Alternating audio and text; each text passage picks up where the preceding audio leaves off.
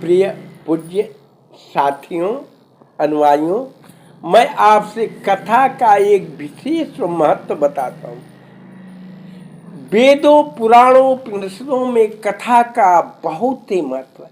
इसीलिए दादा दादी, नाना नानी, माँ, फूआ बच्चों को कथा लोरी सुना करके सुलाते थे। देखिए, उपनिषदों में लिखा हुआ है, एक ऋषि थे, कथा सुनाते थे।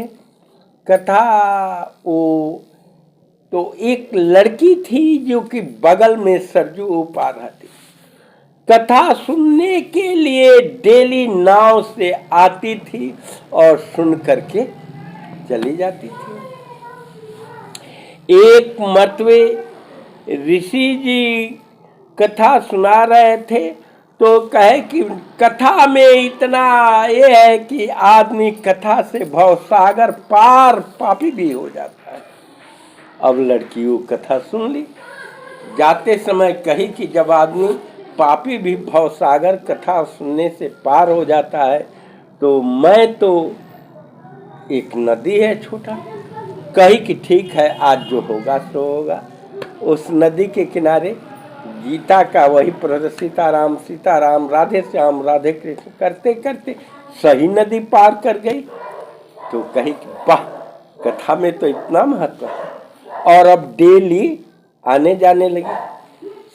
छठवां दिन जा करके उस ऋषि से कहती है, प्रभु अच्छा होता कल सातवां दिन है, मेरे यहाँ आपका जूठन गिर जाता तो मैं तर जाता।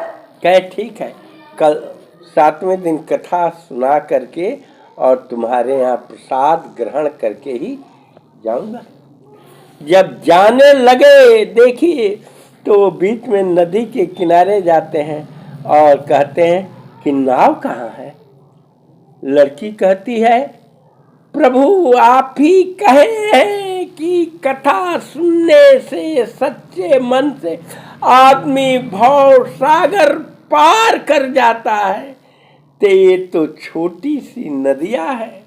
हम आपके कथा सुने तीसरे दिन, जिस दिन आप बताए कि इस कथा सच्चे मन से सुनने से भवसागर पार कर जाता है, उस दिन से मुझे आने और जाने में, कथा आपके श्रवण करने से नैया की आवश्यकता नहीं होती।